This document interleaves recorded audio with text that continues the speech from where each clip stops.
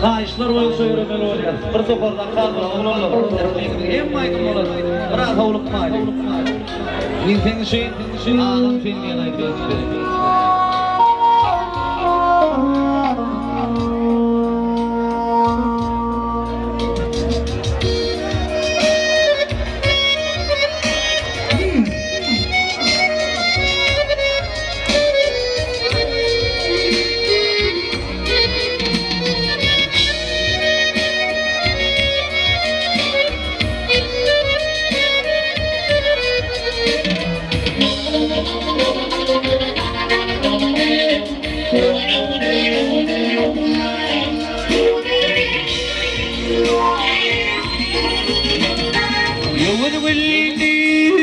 Başıma yani neyine ağım seni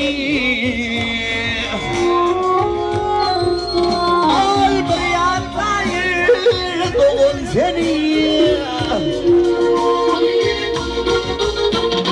bir düşman gel başıma ya dedeyim ağım seni bir düşman gel başıma bir yatlayım doğul seni İndi düşman gelir bolli şanı otları salır bolli şanı otları salır bolli zorluğu ile bolli ya dedeyim ağım seni zorluğuyla alır bolli bir yatlayın doğul seni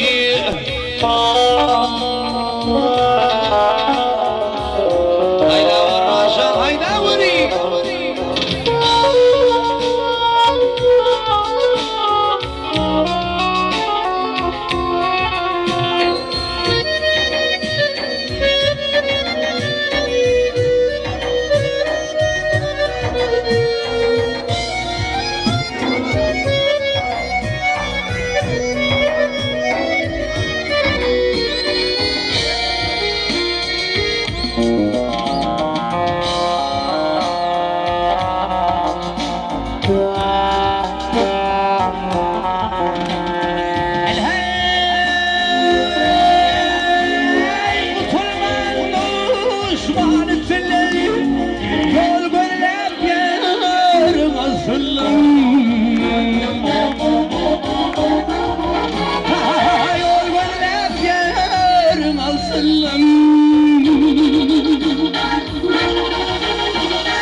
hayır vermez dostum ya dedim ağım seni hayır vermez dostum bir yatlayım doğul seni